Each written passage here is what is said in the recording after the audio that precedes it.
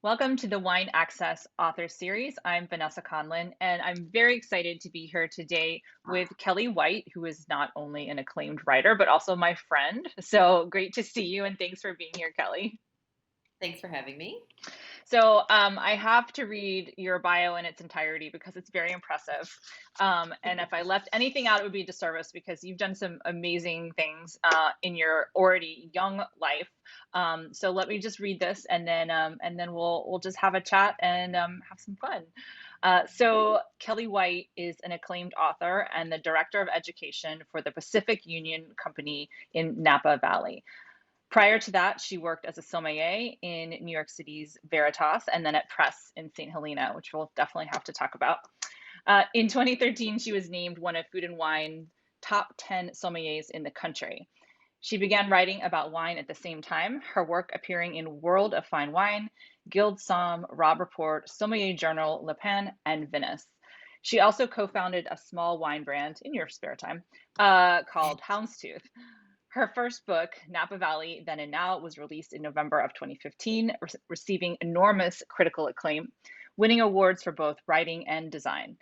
Between 2017 and 2019, she worked as senior staff writer at the educational nonprofit GuildSomm, where her writing won her two coveted Roederer Awards.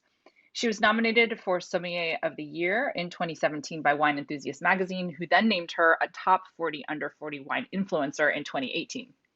Most recently, she contributed to the eighth edition of the World Atlas of Wine. It's a lot of awards, Kelli.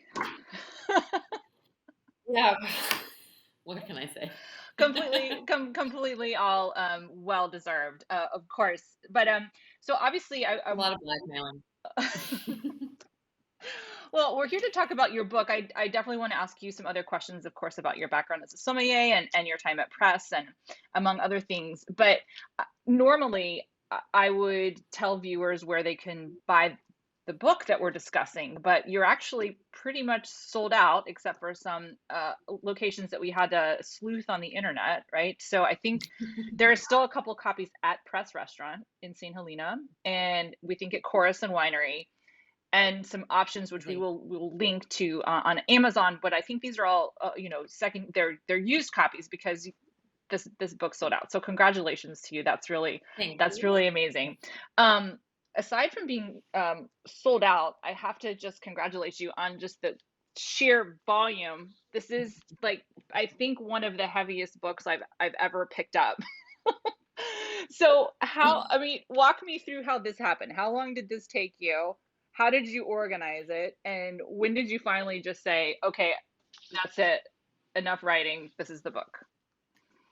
Okay, well, so it took 5 years from start to finish, and I was working as a sommelier at Press at the time, so it wasn't 5 years full time. It was 5 years of mornings and weekends, and I organized it sort of in the classical model. So you start with a appellation guide, and then there's roughly 200 producer profiles and then a vintage guide. So it's very old school. It's like kind of like, the classic tomes of the regional guides that we might buy from Robert Parker or Clive Coates or such like that. Hmm. Um, and honestly, it's so big because, I had never written a book before and it was self-published. So as I would write a chapter, I would send it to the editor who would copy edit it and send it back, and then I would send it on to the designer. And so I just kept sending them files, and I didn't know, when you're writing on the computer, I don't have a sense of, this book is getting this thick. It was just like, oh, these are just the things that I want to write and say. And so at some point, the designer got to me and said, this is going to be over 1,000 pages, and you might want to consider splitting it into two books. And I just thought, oh, this is a disaster. But we pushed forward and we made it work. And then actually, funny story about finishing it. So the very last chapter that I finished, by chapter I mean like the producer profiles, was Turley. Wasn't necessarily writing them in alphabetical order. Okay. So I finished Turley last. I was sort of saving them for the last because they have such a complicated um, assortment of vineyard sites and, et cetera. So they make so many wines. I was leaving it to the end, and I was home alone, and I was sitting cross-legged on my couch that faced sliding glass doors and our deck. And I'm typing, typing, typing. And as I finished the last sentence and put a period on it, and I'm not kidding, Okay. a giant white crane lands right in front of me, like 6 feet in front of me on my porch, and just looks at me and flies away. And I thought, it The felt very sign. symbolic in the moment. Yeah. Wow. And so tell me about, so the first time you actually held this book in your hand, you saw your published work. What did that feel like? It was great. No, it was good and stressful. It was wonderful.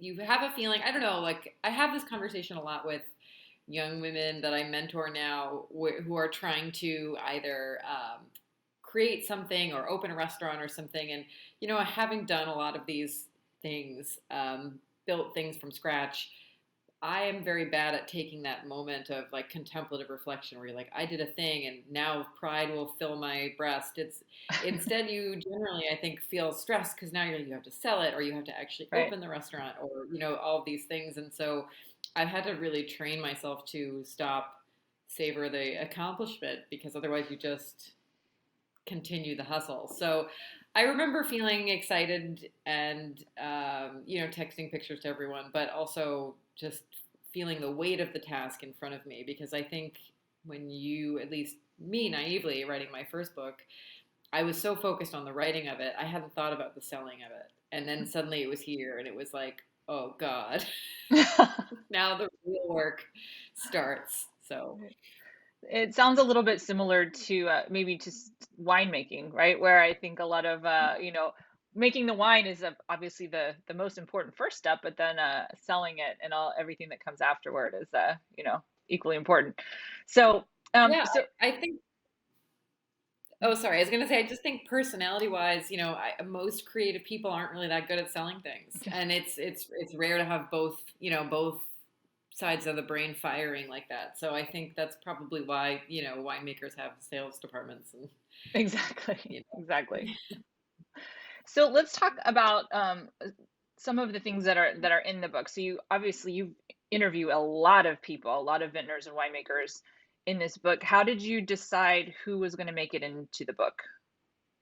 So the book is very much reflective of the wine list when I was at press, because the tasting notes that are the meat of the book come from directly from the cellar at press. And so, if for those who aren't familiar with the cellar at press, it was a wine program that my husband and I started building back in 2010.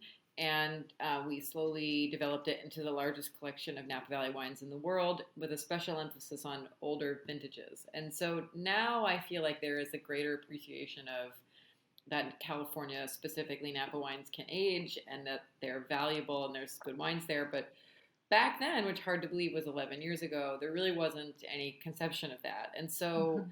no one was talking about these wines. And certainly nobody was writing about them. So that was, the inspiration to kind of put that all down. Because of that, the wine listed press and also the book tends to favor historic producers that had been around for a while, specifically those that had a library. And that were more age worthy. So it's 200 producers sounds like a lot for a place as small as Napa Valley, but as there's something like what 1,300 brands Yes, at at large, and Napa. least. I mean, Mhm. it's not even remotely comprehensive, the book, but I tried to make it thorough in terms of historical information and tasting experience. So who was the most fun interviewee and who was the most difficult? Ha! Okay, so I will say that the most fun was probably Peter Mondavi. When I interviewed him before he passed, I want to say he might have been 99 or something. Hmm. And he spent 3 hours with me and was smart as a whip, really with it. Was still going to work at Charles Krug Winery every day, still bossing everybody around. Was very much like lively and spirited, and he was just wonderful to talk to. And it was just also felt, like a real honor to get to spend so much time with somebody that was so important Yeah. to Napa Valley. And then there was the most difficult. I don't know if I can name names. I think I've got too much media training, but so I won't. I'm not going to name his name, but I will say Okay. I set up an appointment with his wife. Okay.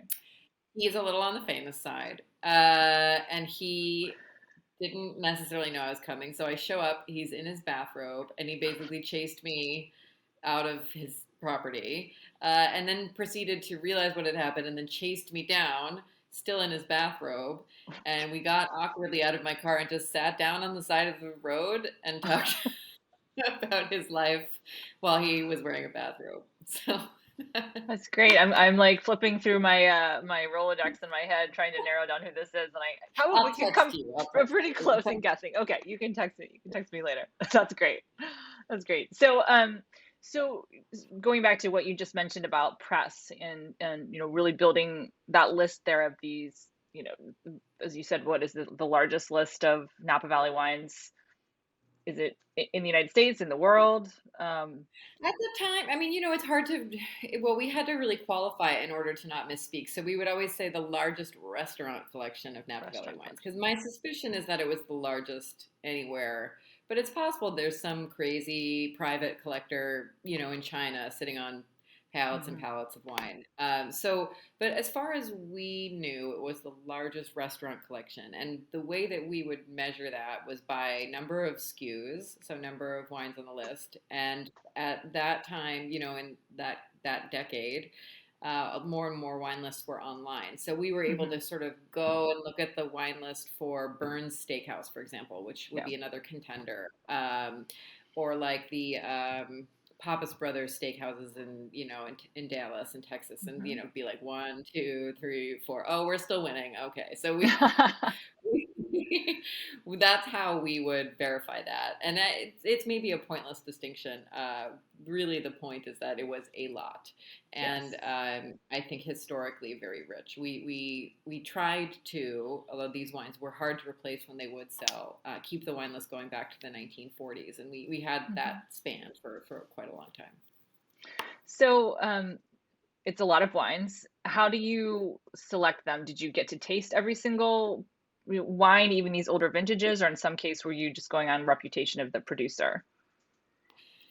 It was something that we started very timidly at first and then got more and more comfortable. So obviously, if you're going to a producer and you want to buy from their library, you can't be like, and also I'm going to need you to open that 74. So I just want to make sure it's still good. Yeah. So what you're really doing is you're taking a leap of faith, but you're taking a leap of faith with someone else's money, right? So you have to really be smart about it. You have to be strategic about it. Hmm. But there are some risks. So when we got started, we first approached the producers that we were fairly certain were making wine in a style that would age. So some of the like more old school producers like Dunn, My Thomas, Tony, etc. And these people had libraries because they prioritized aging wine because they were pretty sure that they would age well, and they did. Right. So Right. we got comfortable with those, and then we would see things at auction, and if they were inexpensive, we might take a risk on something we didn't know, like Spring Mountain Vineyards. Like, I don't know, how were those wines in the 70s? Nobody knows. Nobody's talking about it. How were Mm. they in the 80s? And so Yeah. we would, start buying bargains where we could.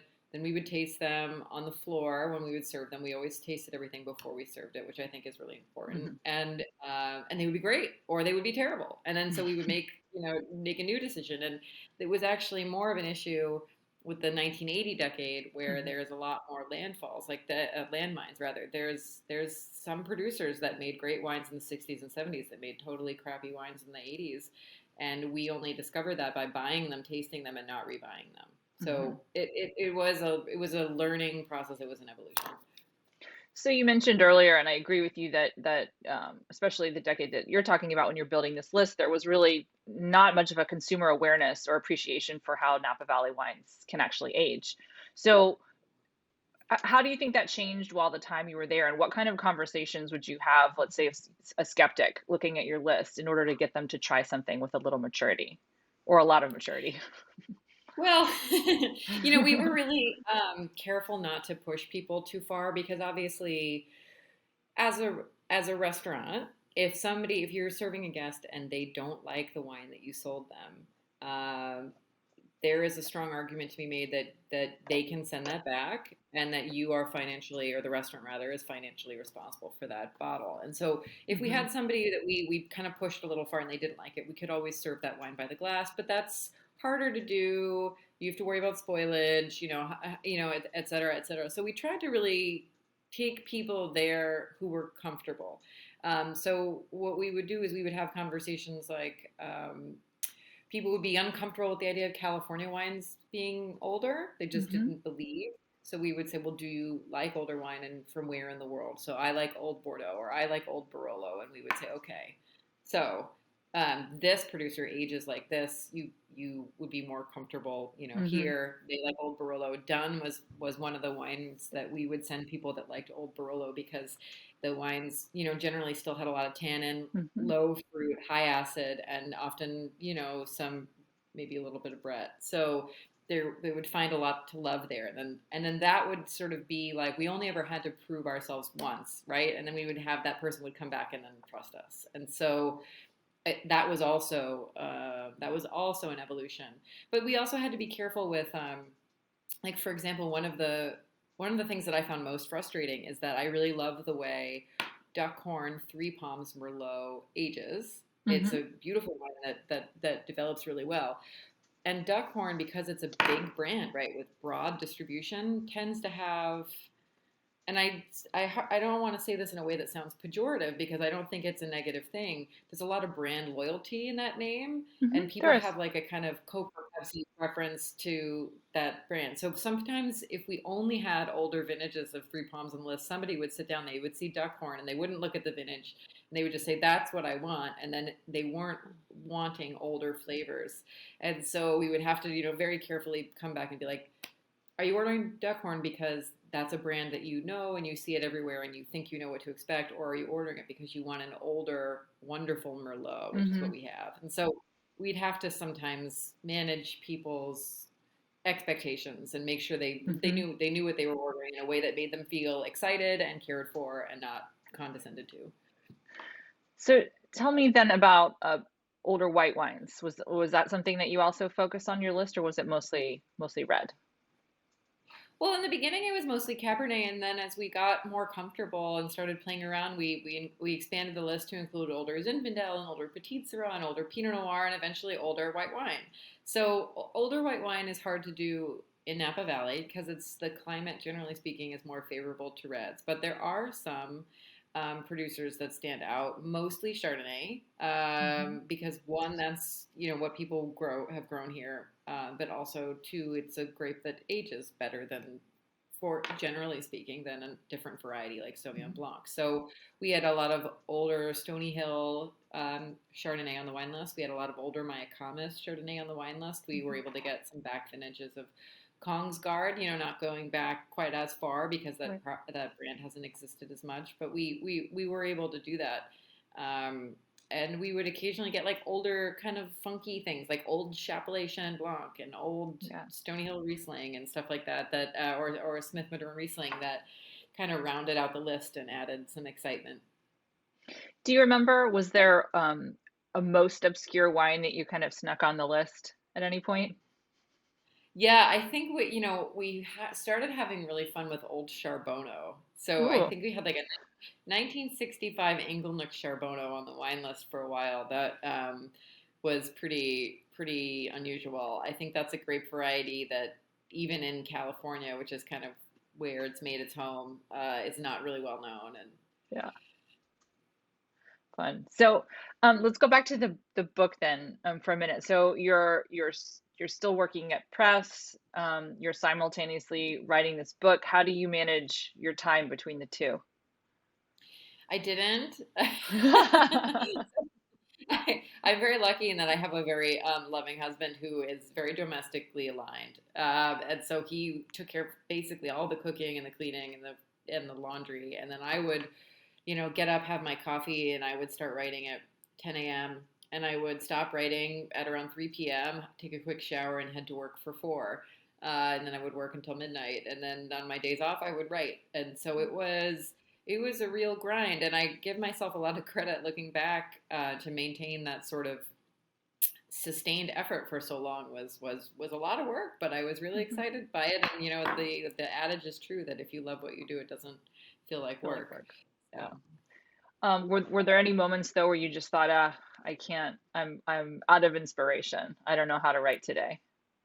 It's not that so much that I felt out of inspiration. Like the writing would come and go. The blank page is pretty intimidating. So there were days where I just couldn't do it. In which case, I would organize my notes or double down on my research or interview a producer. And then there were days where the writing really flowed, and so I would clear my schedule and focus on that. Hmm. But I wasn't ever like out of inspiration so much as I was just anxious that it would never be done. I started to have these kind of panic attacks like 3 years in, like it's just never going to be finished. How is this taking so long? And part of the problem is I didn't know, how much content I was producing. I just knew that I had a list of 200 wineries I wanted to write about. And so, what about now? So you've obviously you've accomplished this tremendous achievement. Where do you go from here? Do you have another book, or is that kind of like a one and done, and now you want to focus on other things? I have a lot of ideas for other books. I've been focusing more on articles since the book came out, which was 6 years ago. Came out in 2015. Um, and I have a half-written screenplay and everything. But Wow. I will say that I loved working as a sommelier, but it definitely wasn't my calling inside the industry. I really Yeah. loved the writing side of things, but also the education. So the job I have now is doing private wine education, and I love that. I love for me, it's a similar part of the brain, the writing and then actually teaching. To me, feel like two sides of the same coin, and that's the coin that I like. So that's what I've been focused on. I do think I'll eventually write another book. It'll be a lot smaller. Uh, I know. But for right now, I'm just enjoying writing articles, teaching, and then being a new mom. So that's been fun too. Well, yes, and congratulations. Thank you. So all those things I know keep you very busy, but if you're going to read somebody else's work, who do you like to read? So I hate answering this question because I have so many friends that are wine writers, and I don't want to, mention somebody and then forget somebody, sort of. But so I will say this: I will dodge the question a little bit by saying that I enjoy reading kind of old. I've been enjoying more and more reading older wine writing and kind of connecting with that. So I recently bought a bunch of old Frank Pryl books and also named Frank Schoonmaker books, which have like really ridiculous titles like "Traveling Around Europe on $2 a Day" and things like that. So just a different time, but Yeah. it's been interesting to me to explore that wine writing of the past and consider how things have evolved and and where it's going. That's been fun for me. And what about non-wine writing?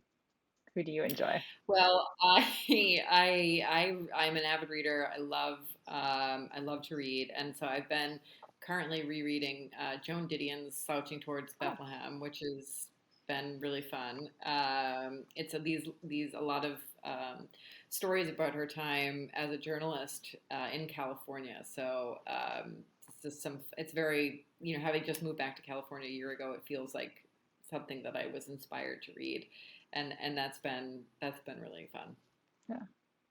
And so how much are you still keeping up with kind of the up and comers in Napa in terms of winemakers to watch? Is that something that you still have your eye on? I feel a little bit out of touch, like in that regard. Like that's what I rely on you guys and Amanda for. Um, Only because I was gone for a year and a half, and then I moved back pregnant and then into the pandemic, and so I haven't tasted much. And so I think the people that I think of as like up and coming are now pretty well established. Like I referred to like Massimo Di Constanzo as like up and coming the other day, and somebody was like, "He's not. He's here. He's arrived. Yes, He has right. came." I was like, Yeah, "Okay." got So it. I would say I'm a little bit out of touch in that regard. So you mentioned earlier being a mentor. So I'm very passionate about mentorship. So I'd love to just ask you a little bit more about that. So, how do you think someone can find a mentor, and what's the most useful thing to get from that relationship? Well, it's interesting because mentoring is something that I think I've done on an informal basis for a very long time. I've recently started doing it in a more formal way with Batonage, where they actually kind of like yenta you together with young women that are interested in the things that you're good at or whatever. And so that's been added some formal structure into what otherwise with me has been more of an organic situation. Sometimes I think that mentoring can be really as simple as somebody sends you a direct message on Instagram and you actually take the time to thoughtfully reply. Hmm. And I think that sounds like a dumb thing No. and an inconsequential thing, but I think it really does. If you do it well, you can provide important guidance. And I get questions a lot like, do I have to write for free before I get paid for it? The answer, sadly, is yes. And then I'll just explain, what I did and how you kind of transition from working for free to actually commanding money and then, salary negotiations and things like that. For the most part, I would say the people that I've mentored, the relationships have happened organically. Either I know them or they're a friend of a friend. They can ask me questions.